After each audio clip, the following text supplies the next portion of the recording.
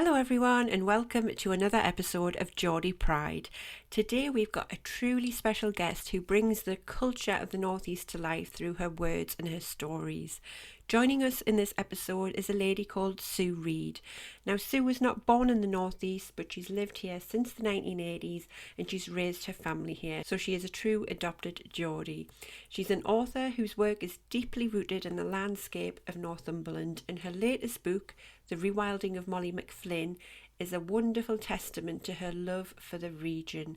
It's set against the backdrop of Northumberland's breathtaking scenery, and not only does her writing paint a vivid picture of life in the Northeast, but it really captures the essence of its people and its history as well. In today's episode, we're going to dive into Sue's journey as an author, and we're going to explore how her experiences and the landscapes of the Northeast have shaped her writing. We'll also get a glimpse into the creative process behind the rewilding of Molly McFlynn, and we get some sneaky little snippets of what's going to be happening to Molly in the future.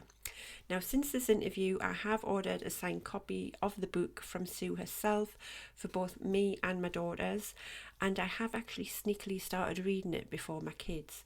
And it is so good. I would really recommend it. It's really captivating, and Sue is such a beautiful storyteller, so grab a one if you can. But before we dive in, there are some, again, slight sound quality issues, which I can only presume is the witchy spirits that we do talk about in this episode, or it could be my lack of audio capability. So who knows? But either way, hope it's not too distracting from this wonderful conversation with another amazing lady. So let's get started.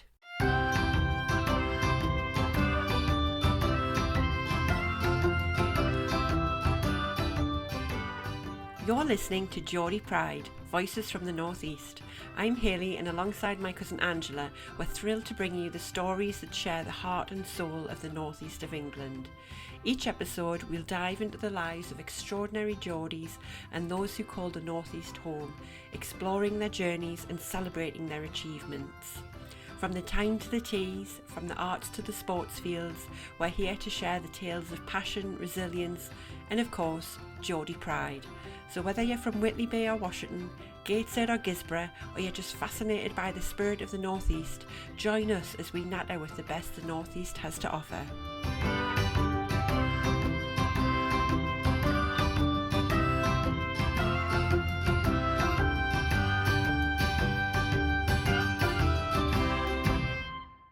Welcome to the show, Sue. Thank you. Thank you for having me. Can you tell us a little bit about your journey to the Northeast? Because you're not originally from here, are you?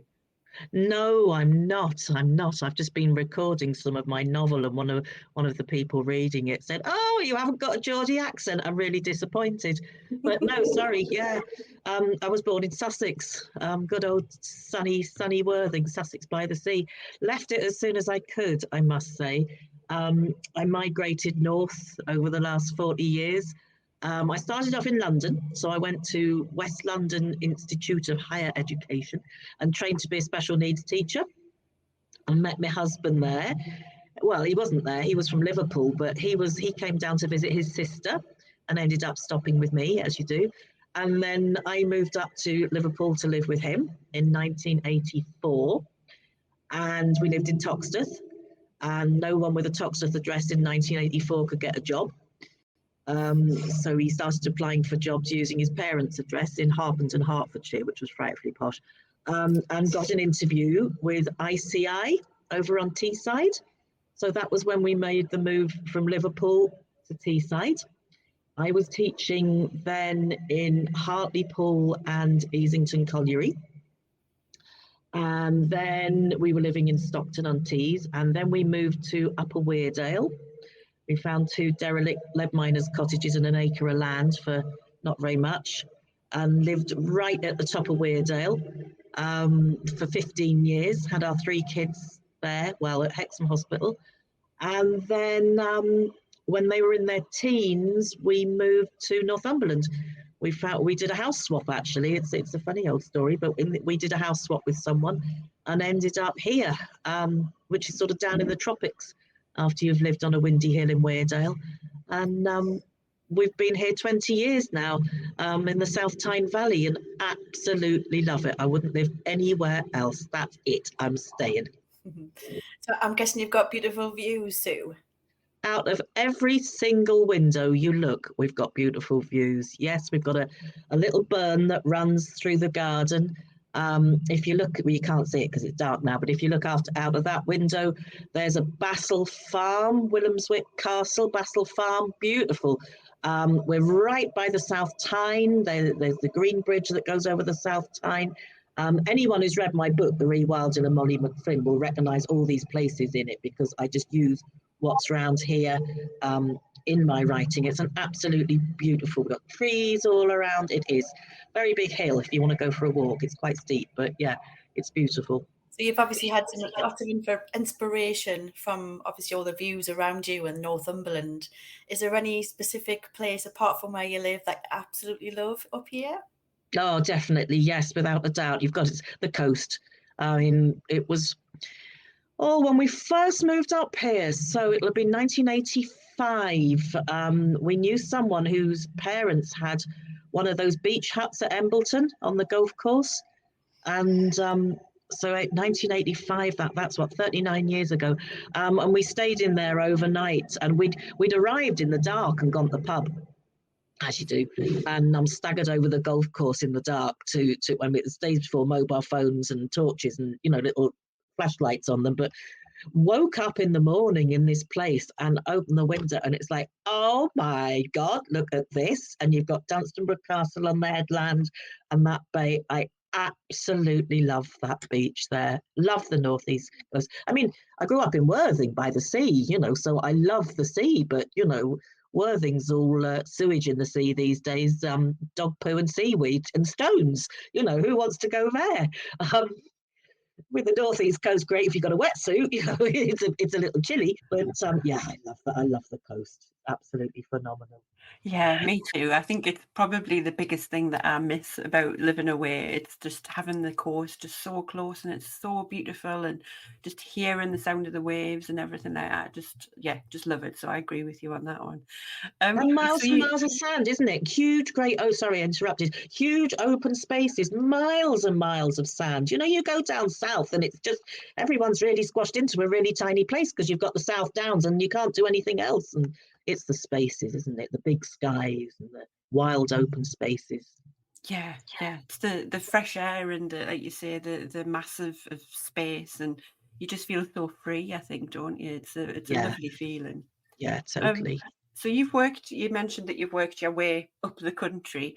What was it about the northeast that made you want to settle there? We managed to get this house in Upper Weardale, as I said, for song. We quartered our income overnight, actually. My husband was working as a accountant in Sedgefield, and I was teaching at the time, and we got jobs at Killop at the lead mining centre, part-time job, quartered our income overnight, but we just found we could manage. And it was the wild, as we've talked before, the wild open spaces, that freedom that we had that I've never felt anywhere else I lived, and the same living here, that the rugged beauty, the absolute rugged beauty, the friendliness of everyone. I remember I took my son when he was 2 back down to visit family, and we were on the tube going through London. And he's a little rural boy. He wasn't used to towns, and he's looking around and he says, "Them's funny barns, Mum. They're all squashed together." Looking at these, but then he starts to talking to all these people on the tube. "Hello, what are you doing?" And these people are literally like doing neck exercises, trying to avoid the gaze of this small child who was used to the northeast, where everybody talked to everybody. And I think even now, I'll go down and I'll strike up a conversation with someone on the train or on the bus, and they look at you as if you're completely barking mad. Friendly place, wide open skies, cheaper property. What more do you want? Yeah, I think we're a different breed up here, I think, Sue.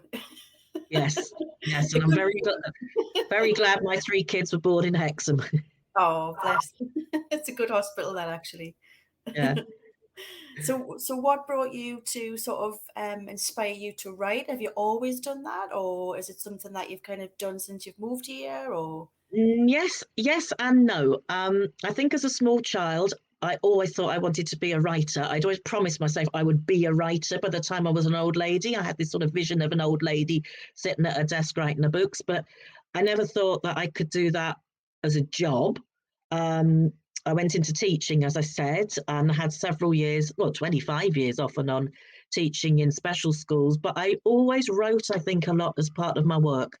I used to write a lot of dramas, sensory dramas. So, we're taught, we were told you had to teach the national curriculum, and a lot of these kids were very profoundly disabled, probably didn't know that was their own hand, never mind who an ancient Greek was. So you would have to write dramas to bring the world alive to the kids. Loved doing that. Then I had a breakdown around the age of 50. I think I know now it was probably a lot to do with the menopause, but at the time, no one talked about that. So I left teaching rather suddenly and really was in a bit of a pickle, didn't know what to do. But I started writing a blog, and it was called The Bridge Cottage Way, which sounds a bit like a religious cult. It isn't. It was about growing your own veg and living sustainably and seasonal eating, which is something, I've always been into. And this blog really grew and grew and grew and had a big fan base. And then I was in therapy, actually. It was a therapist who said to me, I think you should write more. I think, why don't you go and do, like and I said, oh, I'd love to write books, but I could never do that. Oh, she said, why don't you go and do the MA in creative writing? And I said, well, I'm not clever enough to do an MA. That's like academic stuff, isn't it? And she said, don't be so... Well, actually, she said, I won't say the rude word, what she said, because we're on air, but she said a very rude word. And I then found out that you could get a student loan up to the age of 60 for an MA. And I'd already got my B.Ed from teaching. And so at 58, I applied to Newcastle Uni, never thinking I'd get in, to do the MA. And blow me down, I did get in. And that was just before the pandemic, 2019. So there I was, loving going to town, loving it, going on the train from Barden Mills, swinging my student lanyard round my neck, going in the student bars. And then it was lockdown, you know. So that was that, really. We had a term's teaching, and then we all went back on our laptops and whatnot. And but that was when I started writing properly, and that was when this book that we talk about, The Rewilding of Molly McFlynn, was birthed, really, at uni. That sounds great. I love the thought of just going back to university whenever you want and like just learning something that you've always wanted to learn. I think that's so It was inspiring. hard. One day it'll be me.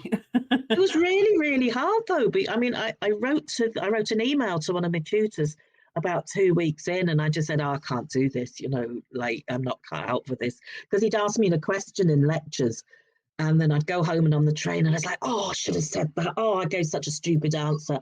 And a lot of the kids in the class were like straight out of like 19, 20-year-olds, straight out of doing their uni. And I hadn't been to uni for like 35 years at this point. I mean, I didn't know the technology. I didn't know that, like in Word, you can put references and footnotes by pressing a button. I was there trying to find little symbols and put them in.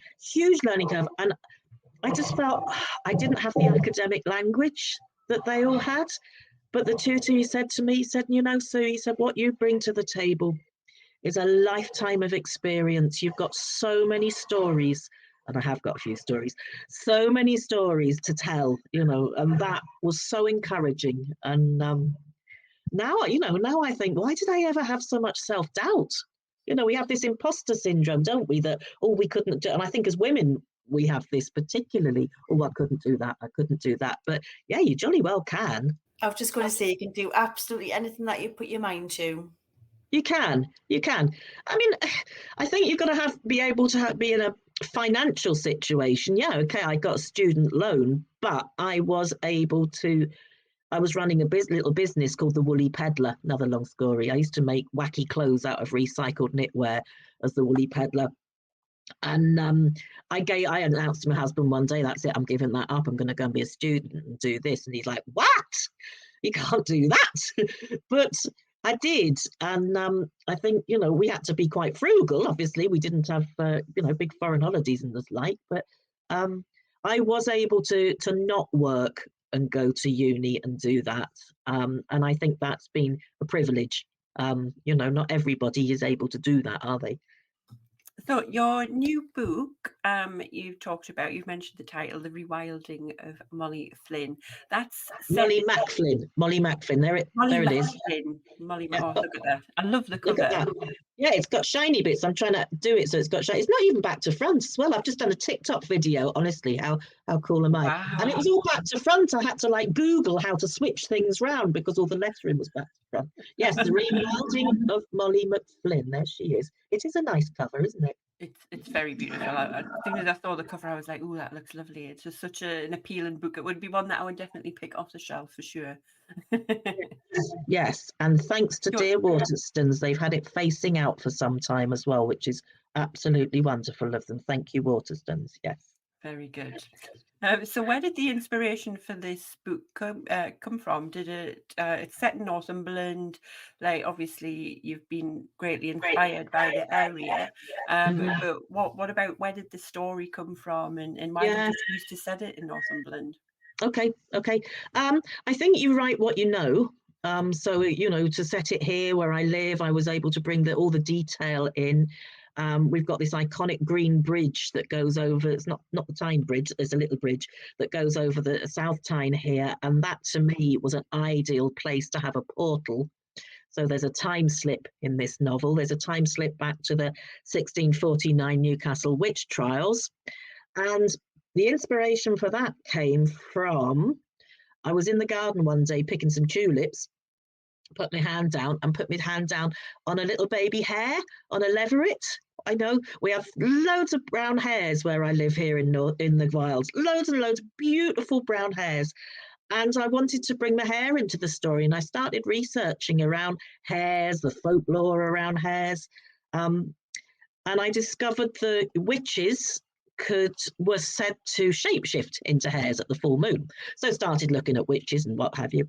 And I learnt about the witch trials. So of course now we're looking at people who weren't witches, but were victims of suspicion and gossip, and the hundreds and hundreds of women, mainly, some were men, who were murdered in the sort of 16th, 17th century on accusations of witchcraft, which then led me to the Newcastle witch trials.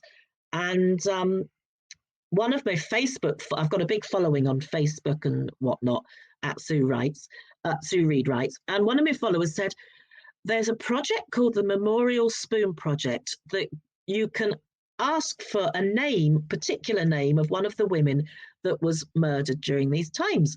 So I said, have you got any of the Newcastle women? Because if you go to the archives up at Woodhorn Colliery, you can see the list of the 15 women and one man who were hung on the town moor. And I got Anne Watson. So Anne Watson is written into this book because I wanted to elevate the name of a woman from history whose name's just been buried. We know nothing about Anne Watson. There's just a name on a list. All it says is Anne Watson, witch. And she wasn't a witch. She was just a victim of gossip and the times and fear and whatnot. So that's a long-winded answer to your question, wasn't it? Because it's sort of in three bits, isn't it? It's about nature and a return to nature and a return to living sustainably, and Molly's rewilded in that sense. So that comes from my own way of life and my own living. There's the Newcastle witch trials that came from as a result of discovering a leveret, but into the research and what have you. And there's this idea of true friendship and not having to create a false self to fit in. And I think I've always been a little bit of an outsider in lots of ways. We were hippies in the hills. And I think as well, which sort of leads us back to the beginning, coming as a southerner up into the northeast, I felt like an outsider. It's been quite hard. It's taken a lot of years to actually feel this is home, because I didn't want to live down south, but I sounded different. I know when I got my first teaching job in Liverpool, I used to pretend to talk Scouse because I was so ashamed of my southern accent. I used to read Chicken Lickin' and Turkey Lurkey, and I must have sounded ridiculous. And even now, when I'm, I said to you lot, oh, I'll come on Geordie Pride, but I haven't got Geordie accent. And, sometimes you find that's a disability. That isn't, I'm quite ashamed sometimes of my southernness. I know when I went to Easington Colliery, I got my job there in 1985. So it was the year after the miners' strike. And there I was, 22, 23, with my posh southern accent that stuck out like a complete sore thumb. And I mean, it was great. And we, I got to know the community. We used to go to PMP, Kayleys and whatnot, but it took a while for me to be accepted. There was a bit of, oh, she's a southerner, stuck up.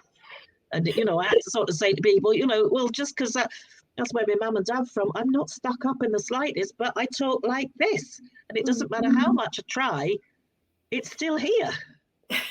Did you find it hard to kind of understand what we're saying at first, or could you kind of get the dialect? I do remember when I was teaching, I was sent to a course at the Rising Sun Centre. That's Wallsend Way, isn't it? And I got lost, and it was the days before we had sat-navs and Google Maps. It was a long time ago, and I stopped and asked this gadgie in the street where the Rising Sun Centre was. I had no idea what he said back to me. I just went, all right, thank you very much. Wound back the window. I had no idea what the guy was saying to me, but he was broad as anything. So not generally, no, it's not a problem. Was he saying something like, you can't do in there, pet? No, I would have got that. It was, God knows what he was saying. Oh dear me, sometimes you need subtitles. Yeah, definitely. Absolutely, definitely. I do have to say I love the Scouse accent though. Yes, and the Scouse mentality, and it's a great city to live in. It was edgy in 1984, living in Toxteth. It was edgy, but I've got dear friends from those days that I keep in touch with. And as Tim and I, it was before kids. We had wild times there. We had some amazing parties and good times. Yeah, good times. I know a lot of people actually draw a lot of comparisons between the Northeast and Liverpool. Can you see your similarity? Yeah, I can see that. Yeah, a sense of humour, a generosity of spirit. Times have been tough as well. There's the social economic side of things as well. Yeah, I can see a similarity. Yeah, like both places. Can you tell us a little bit more about your book as well, Sue? Like, why did you decide to call it that title? A little bit more about the characters? Yeah, of course. Yeah, sure. So it starts with Molly. Molly's 15, and Molly's sent to live with her Bohemian grandparents in the wilds of Northumberland. She's been getting into a bit of a pickle. I don't think it's too much of a spoiler to say she was caught shoplifting in town from H&M. A friend set her up to it, and she's got this big gang of friends who we as readers quickly learn that they're not real friends, that they're not being very nice. Molly doesn't realise it at first. She's trying desperately to fit in with these group of friends. Her mum's a nurse at the RVI on the COVID ward, and it's just at that time, March 2020, when COVID was really starting to bite and Molly's sent to live with her nan and granddad for just 5 days. Mum's just like, would you just get out of here for 5 days? You can come back for your birthday. Molly thinks she's going to Wagamama's for a birthday and getting a belly button pierced and meeting her friends. And then Boris announces lockdown. Well, Molly's furious. The food's inedible. Nan's picking wild garlic and making pesto with it. She's doing weird things in the garden at night, is Nan. There's no Wi-Fi. Her friends have abandoned her. And life takes a new direction when Molly meets a homeless girl in the woods. Molly stomps off with the dog, and walking through the woods, she meets this homeless girl. She's not very nice to her at first. She calls her a bit of a minger and sort of bitches about her a bit. But she soon sort of strikes a friendship up with this girl. And we learn that the girl's on the run from the Newcastle witch trials, that she's come through a portal, and her mum, Anne Watson's being banged up in jail. So I won't give any more spoilers other than tragedy strikes to someone in the family. Molly's got to stand up for not only what's happening with Martha and help her get back to Newcastle. She's also got to stand up for what's right in the community, help heal some family rifts, and come to the rescue in a moment of peril. So that's sort of a garbled synopsis. It was written primarily for young adults because when you write a book, they want to know what shelf to put it on in Waterstones. But it's found a massive crossover readership. I think probably because a lot of my followers are older women from the old Woolly Peddler days, and so they followed me over, and a lot of them have been really loyal. But Nan's quite a character in the book, and I think a lot of women, older women, are identifying with Nan. She's a mixture of me, my dear Nan, who was my best buddy in life, my other Nan, and a big dollop of fiction. So I think she's quite a character. There's Molly. There's Grandad. He's a mix of my granddad, my husband, my son. I think when you write characters, I bring bits of people I know and some fiction. You get a bit carried away and bring some fiction into it. It's been published 4 months today. It came out October the 28th last year, and it's done really well. It's on like 5th print run.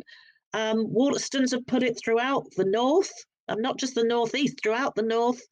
My local bookshop, Cogito Books, just give them a shout out because they're absolutely blooming brilliant.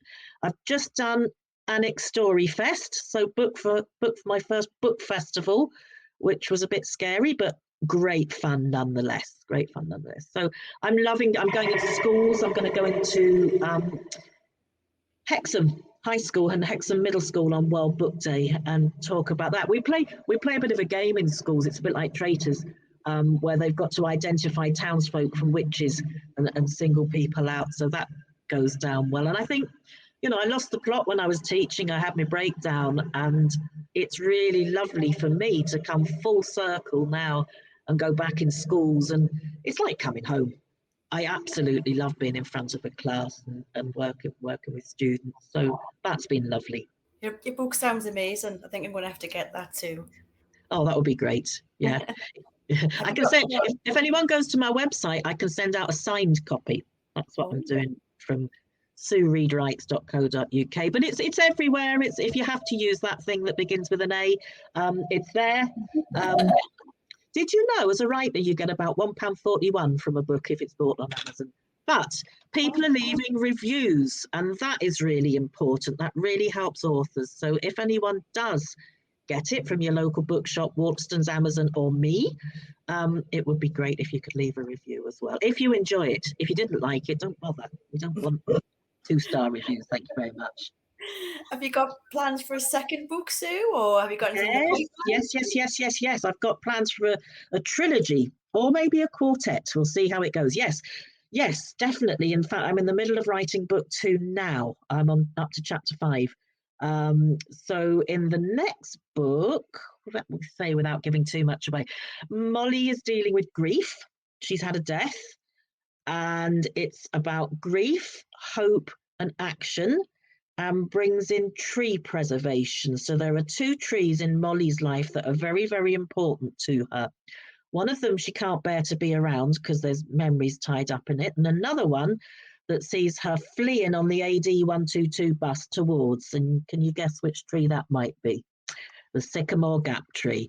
So I'm bringing in the felling of Sycamore Gap, which I think is, like I wrote about COVID in this last one, I like to sort of write about an important time so that the feelings of that time are preserved. And I was in Hexham the day the tree at Sycamore Gap went down, and I want to write about the feelings of that. But from that, bring out hope and action. And this is Molly becoming an activist. She's going to be the Greta Thunberg of the Northeast by the time I've finished with her.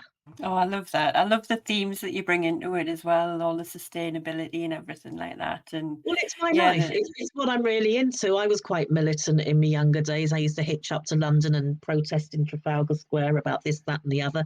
And I do believe in protecting the planet and doing what we can do to stave off the climate crisis. So that will always be, they will always have an environmental message, and they will also always have a time flip. So I think we're going to have Molly going back to that cusp of the Romans and the Iron Age, when the Romans were starting to build the wall, but the Iron Age villages were under threat.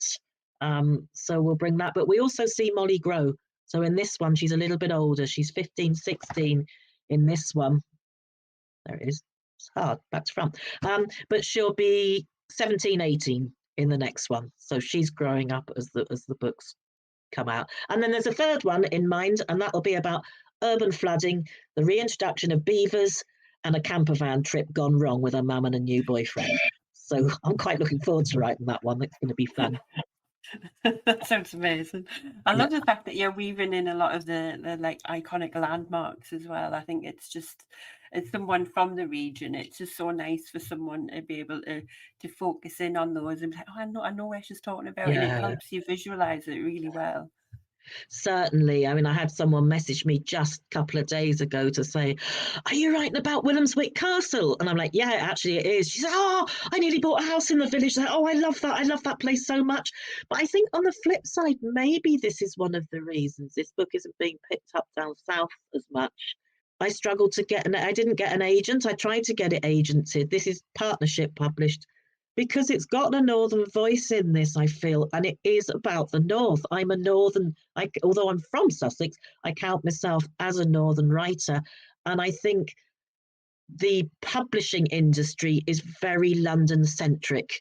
And, 3 cheers for all the publishers that are doing what they do in the north, but we're underrepresented. But I will keep writing about the north, because this is where I live and this is where my stories are from, and this is how I bring detail and a sense. Someone said I write with a great sense of place. Well, I write about the place where I am. I love that. And it's how do you see that there's that big divide from a writing point of view? Can you see, are there any ways around that, do you feel? Like, is there anything differently that we need to be doing up in the north? I think, well, I don't think it's us with the problem, do you? I think we're doing what we do very well. It's for the rest of everyone to wake up and realise that, we don't all have to write books that, happen within the M25 corridor. No, we keep doing what we're doing, and we keep getting the words out there and championing the north and the northeast with our stories. Yeah, I agree. Definitely. You mentioned Sycamore Gap. That's going to be featured in your second book. What were your thoughts when that happened? Because obviously, as someone from the area, it was an immediate shock to a lot of people, and myself and Angela are included in that. Yeah. But I kind of got a feeling listening to news around here where I live in West Yorkshire, a lot of people are a bit like, well, why the bothered about it? It's just a tree. Have you got what were your thoughts when it happened? Sure. And in fact, that comment, it's just a tree, I write on Substack, and I wrote an essay about it just a day or so after it ran, and I said, my subtitle was, it is not just a tree. This was an iconic symbol of Northumberland. This was Northumberland, this tree. It's like if someone blew up the Tyne Bridge, someone wouldn't be, just a bridge, but no, that's a massive symbol of the town and Newcastle and that. So where we live here, if you just walk out the house and up the hill a little bit, you can see Sycamore Gap. And isn't it ironic it was called Sycamore Gap? Because it's like a 7-year-old's mouth, isn't it? It's like losing a tooth. It's lost its tree. I went to Hexham I went shopping in Hexham the day it was felled. At first, when we first started seeing the pictures, we thought it was like a photoshopped joke or something. It wasn't real, couldn't believe it. Went into Hexham, I went into the towns on the back street in Hexham, and people were talking about it, and there was a man sitting at the table, and he said, I've been crying this morning. And then the waitress got up, and she went, you could hear her in the toilet sobbing. People were really grieving about this. And also, one of the people that was arrested and subsequently let off lived just a few farms away.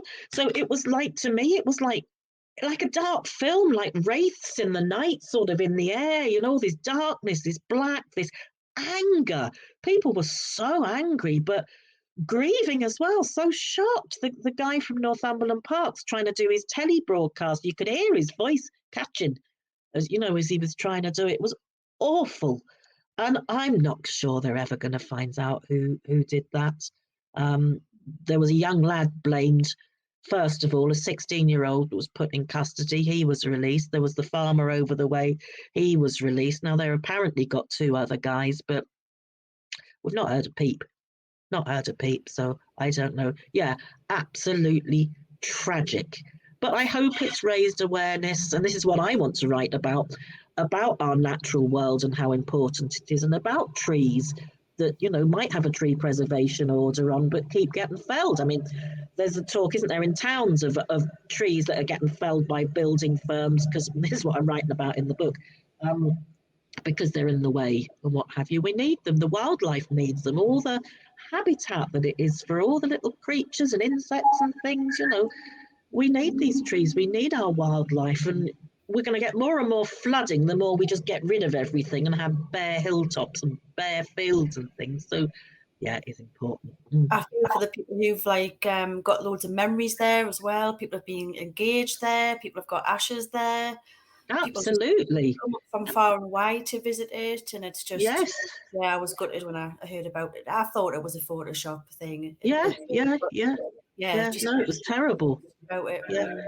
Yeah. I've just written the scene where Molly's had her first kiss under Sycamore Gap tree. She's got a lovely boyfriend in this story, and they've given each other Tree of Life necklaces under the tree. I'm going to give too much away here. I'm terrible. Shush. It's not published yet. Giving it away. No, So being in Northumberland, obviously you get a lot of inspiration for your writing. What is it, do you think, that fuels that inspiration? What is it about the surroundings? It's got to be the natural environment to me. It's got to be where I live here. I mean, during lockdown, and I walked down, we've got a lane, and I walked the same lane every day for days, and it was never boring. There was something to bring into my writing every day, whether it was the slow bushes erupting into blossom, or the hawthorn, or the birds, or just the beauty, and the beauty of the wilderness here in Northumberland is just precious to me, and something I'll always want to write about, I think, until I find something else to write about. But yeah, for the time being, yeah, absolutely inspirational. I don't blame you. Yeah, it's just, it is so, I think whenever I go home, I always feel, I suppose it is kind of like you get a little bit lost in your imagination, because living down here, it's much busier, and a beautiful part of the country still. I love it down here, but there's a lot more what I would call noise.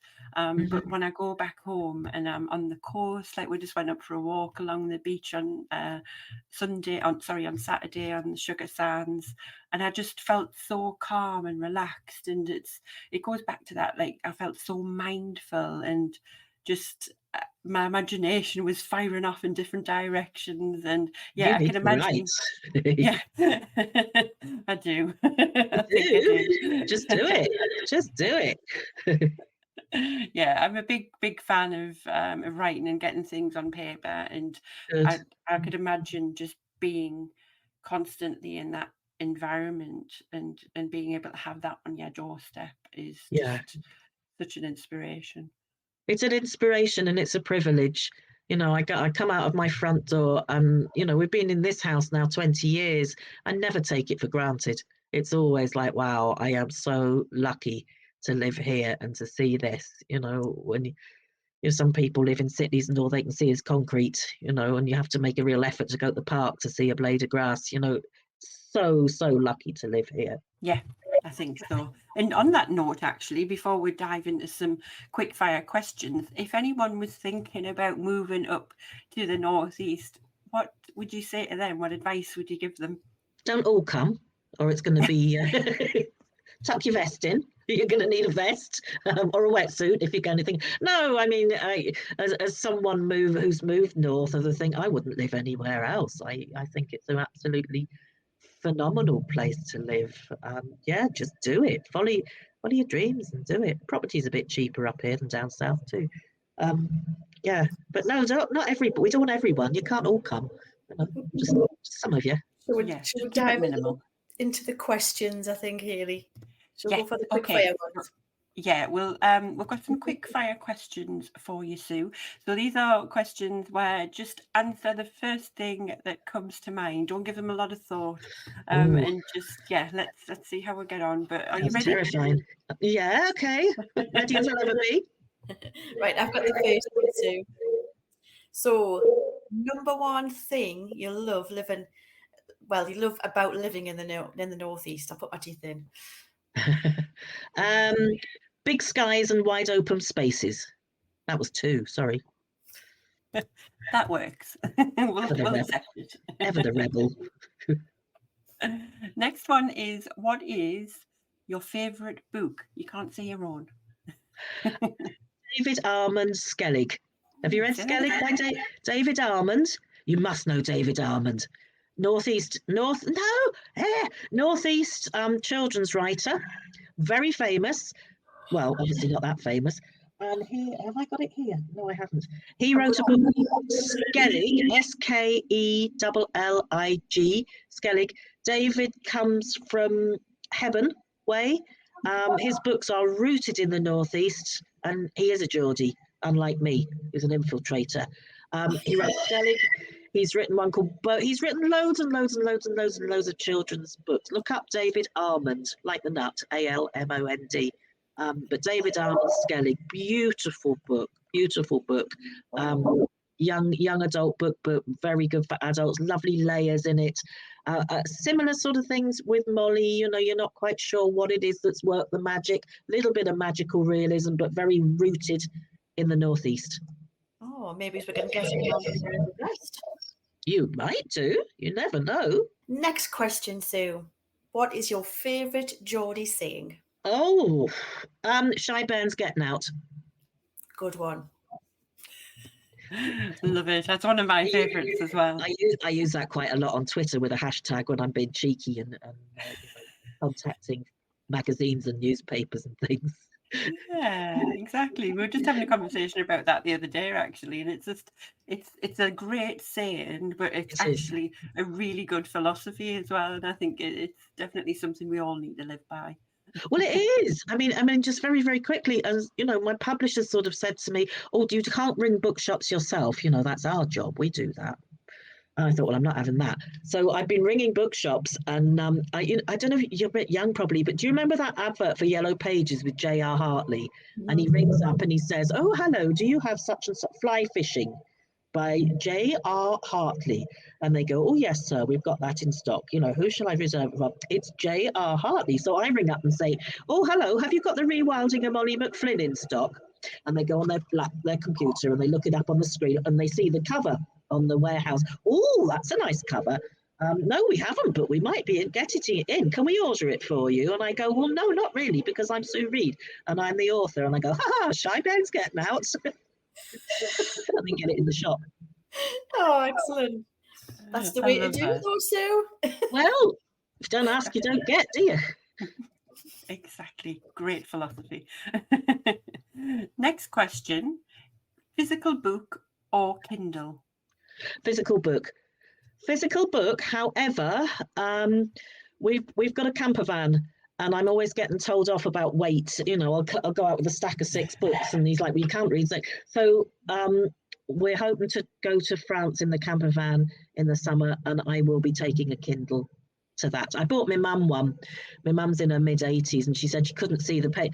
So I can't read anymore. I can't see the pages. So I bought her a Kindle so she can like enlarge it to 2 words a side, but she can't work that either. So I've got the Kindle back, and I've got one now.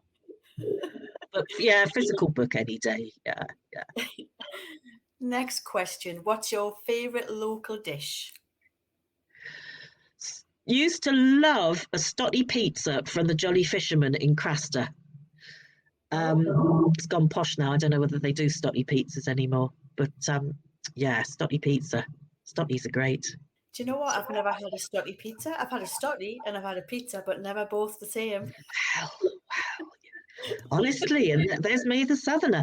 Great. No, it was this pub. It was a Jolly. Do you know the Jolly Fisherman in Craster? That we always used to go over there and take the kids and have a Stottie pizza. Yeah. Oh, I think we're going to have a little look at that. I've had peas pudding and ham on Stottie, but never a pizza. I love peas pudding, but it's not. Peas pudding's not traditionally northeast, is it? Oh, I thought it was. Is it? It might be. It might be. Who knows? Let's not say it just in case. It's more Yorkshire, isn't it? Don't know. It's Stottie pizza. Let's stick with the Stotties. Stotties are northeast, aren't they? Stottie pizza. Yeah. Yeah, definitely. I've not same as Angela. I've not had love a Stottie because you don't get Stotties down in Yorkshire. And it really upsets us. So anytime I go home, I go and find a bakery or Greg's and I buy Stotties and I just eat them as they are. Like I just don't bother putting anything in them. Yeah.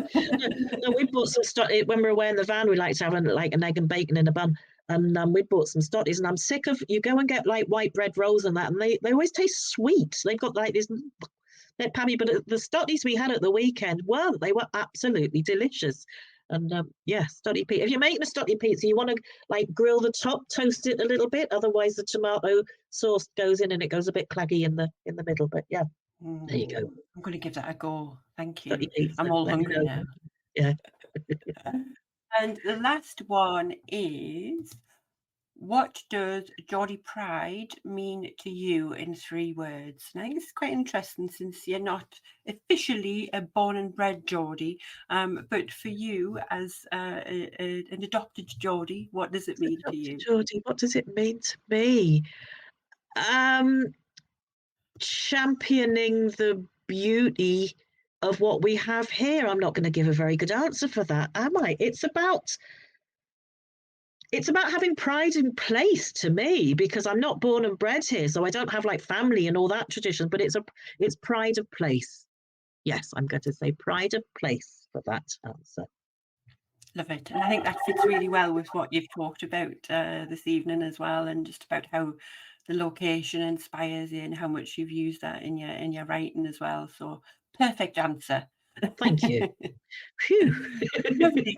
So just to wrap up, is there anything else that you want to share with our listeners? Any upcoming projects, or any, you mentioned the Annick Fest, are there any other festivals or events coming up that you'll be attending? I'm doing school events, so if there's anyone listening who's in a school and would like me to come in and do an author visit, I don't charge, I'll come in. As long as the kids get the chance to buy one of my books, I'll come in and talk to your students.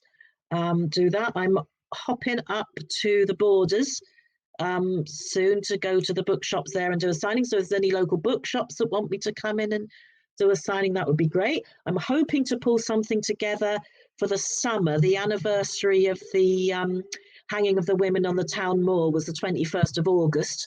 So I'm hoping to pull something together, possibly lit and fill, but something to pull together to celebrate that. That's about all coming up, I think, at the moment. Oh, I've got one in Stanhope. I've got the Stanhope Book Festival, but that's not till October.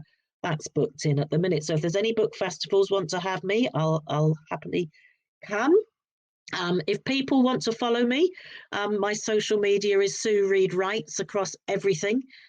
You can follow me there, and as I say, you can get my book anywhere where you get your books, or from me, and I'll sign it for you and put a dedication in. If you want it for your, I don't know, your niece Emily or something, I can write that in the book as well. There's a space on the website when you order to stick that in the box. Oh, that's so lovely. Thank you, Sue. We'll add all of those links into the show notes as well. So go and follow Sue and check out her book as well. And when do you think your second book will be out? Well, if I go down this route, so this was partnership published with the Book Guild, and they're quite quick at getting them out. I need to finish writing it, which will take me to the summer. They'll need to be proofread and edited and then pitched again. And if this publisher pick it out, what I would like for it was to come out on the anniversary of the felling of Sycamore Gap next September. That might be pushing it, though. We might have to, it might be like the following spring. So it would be 2025/26. But if I pull my finger out, we might be able to get 2025. Very exciting. Good luck with it, Sue. I'm sure you'll do a fantastic job with it. Thank you. Thank you very much. Love it. And everyone look out for that second book from Sue. But thank you so much for joining us on Geordie Pride. We've loved chatting to you. And yeah, everyone go follow Sue and give her a hi and say that you've listened to her on the podcast. And yeah. That's great. Thank you for having me both. Been lovely chatting. Thank you. Bye.